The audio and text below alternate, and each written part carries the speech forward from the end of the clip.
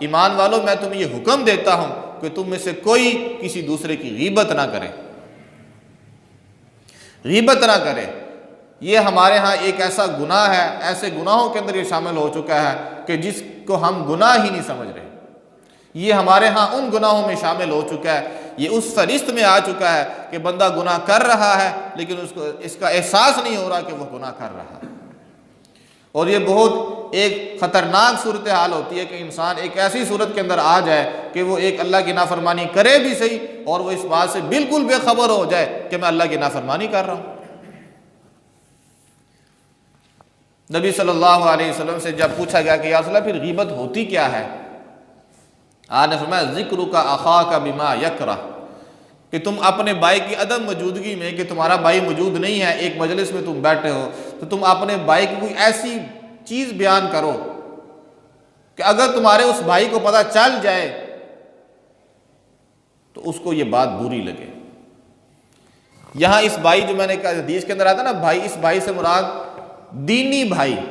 ایک تو ہمارا حقیقی بھائی ہوتا ہے نا جو ایک ہی ماں باپ سے پیدا ہوتے ہیں، نہیں، یہاں بھائی کا مطلب ہے جتنے بھی مسلمان ہیں یہ سب بھائی ہیں۔ انما المؤمنون اخوۃ، ایمان والے سب آپس میں بھائی بھائی ہیں۔ تو آپ نے فرمایا کہ تم اپنے بھائی کی عدم موجودگی میں، تمہارا بھائی مجلس کے اندر موجود نہیں ہے، تم اس بھائی کی ایسی بات بیان کرو جو تمہارے اس بھائی کو اگر پتہ چل جائے تو اس کو بہت بری لگے۔ تو پھر صحابہ نے سوال کیا یا رسول اللہ ہم اپنے بھائی کی جس برائی کا تذکرہ کریں تو اگر اس کے اندر برائی ہو بھی صحیح تو پھر بھی یہ گناہ ہے؟ تو نبی علیہ السلام نے فرمایا ہاں پھر بھی گناہ ہے۔ آپ نے فرمایا تم اس کی اس برائی کو بیان کر رہے ہو جو اس کے اندر ہے، یہی تو غیبت ہے۔ اگر وہ برائی اس کے اندر نہیں ہے اور تم پھر کہہ رہے کہ یہ اس کے اندر ہے، یہ تو بہتان ہو جاتا ہے، یہ تو بہتان ہو جاتا ہے کہ ایک آدمی کے اندر بندہ وہ عیب بیان کرے لوگوں کے سامنے جو اس عیب اس کے اندر موجود ہی نہیں ہے، یہ تو بہتان ہے۔ ہاں ایسی برائی ذکر کرنا لوگوں کے سامنے جو اس کے اندر موجود ہے، وہ کر رہا ہے، آپ نے فرمایا اس طرح کرنا یہ انسان کی غیبت ہوتی ہے اور اللہ نے تمہیں اس سے منع فرمایا۔ وَلَا يَغْتَبْ بَعْضُكُمْ بَعْضًا، کوئی کسی کی غیبت نہ کرے۔ اس لیے جب ہم مل جل کے بیٹھتے ہیں تو کسی ایسے آدمی کا تذکرہ آ جائے تو ایک ٹھیک ہے ایک تعارفی بات تو ہو رہی ہوتی ہے، لیکن جب برائی کا تذکرہ آئے ہمیں اپنی زبانیں روک لینی چاہیے، ہمیں گفتگو کرنے سے رک جانا چاہیے۔ یہ بہت سخت معاملہ ہے، بعض روایت کے اندر تو یہاں تک بھی ہے کہ غیبت زنا سے بھی زیادہ سخت ہے۔ تو آپ اسے اندازہ لگائیں یہ کہاں تک بات جاتی ہے۔ کسی آدمی کی آپ عزت کا خیال نہیں کیا، اگر جو اس کے اندر وہ برائی موجود ہے لیکن آپ کو اس کا تذکرہ نہیں کرنا چاہیے تھا، اس کا ذکر نہیں کرنا چاہیے تھا۔ اور آپ اس کی حساسیت کا اس بات سے اندازہ لگائیں کہ نبی صلی اللہ علیہ وسلم کی ازواج مطہرات میں سے آپ صلی اللہ علیہ وسلم کی ایک زوجہ ہیں حضرت صفیہ رضی اللہ تعالی عنہ، اسی طرح آپ کے ازواج میں سے ہیں حضرت عائشہ صدیقہ رضی اللہ تعالی عنہ۔ تو حضرت صفیہ یہ ان کا قد چھوٹا تھا، قد چھوٹا تھا ان کا۔ تو حضرت عائشہ صدیقہ رضی اللہ تعالی عنہ نے نبی علیہ السلام کے سامنے کوئی بات ہوئی تو انہوں نے حضرت صفیہ کا اس انداز کے ساتھ تذکرہ کیا،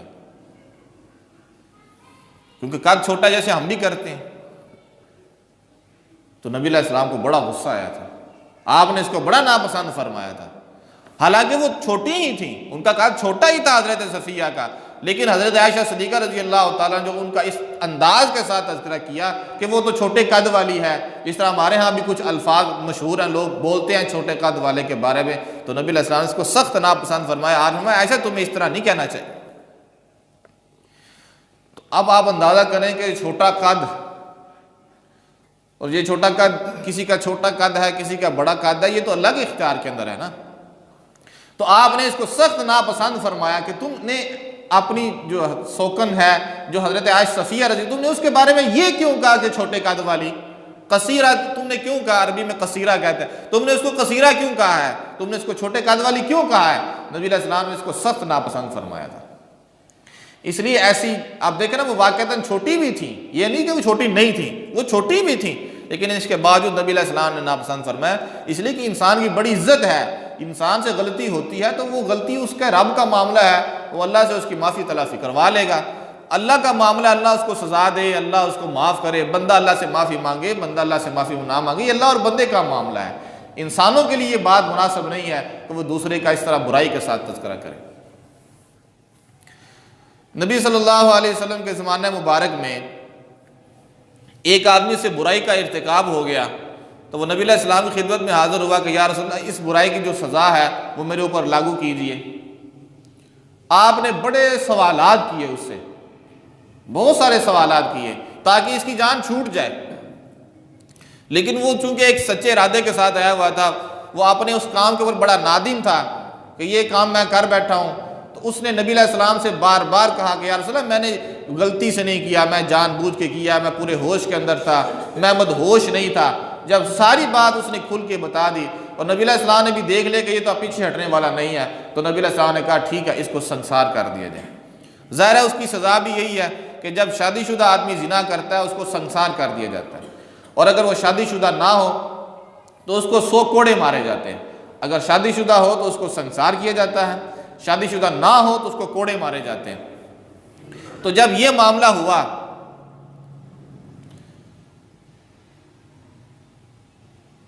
اب ذرا جب کسی کو سنسار کہتا ہے نا تو وہ پھر مر جاتا ہے، جس کو سنسار کہتے ہیں وہ بچتا نہیں ہے، اس نے آخرکار اس نے مر جانا ہے۔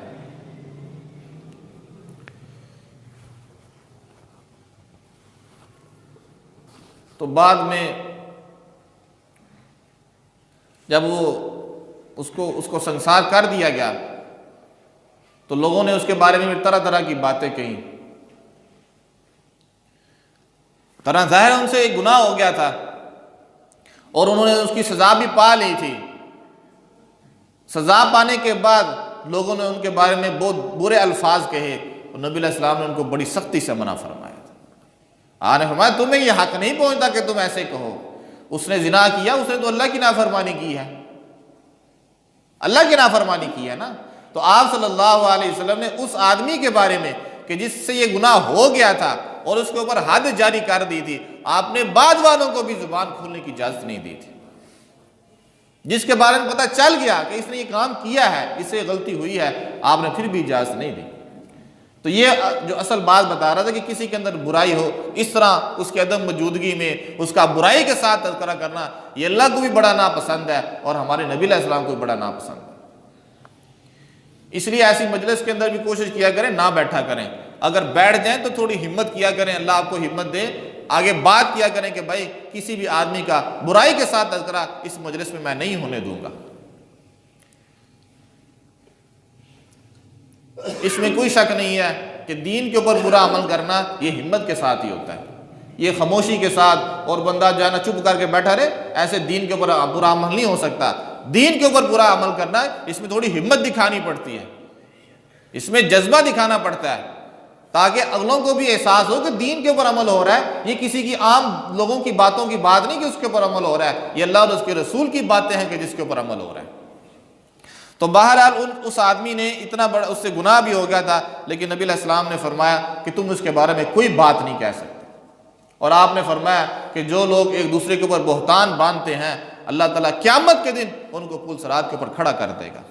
بتاؤ جو تم نے کہا تھا اس کا جواب دو، تم نے فلاں موقع پہ فلاں مومن کے بارے میں فلاں مومنہ کے بارے میں تم نے یہ بات کہی تھی نا، آج اس کا جواب دو اور تمہیں اللہ پل صراط کے اوپر کھڑا کرے گا۔ بتائیں پل صراط کے اوپر کھڑا ہو کے کون جواب دے گا اللہ کو؟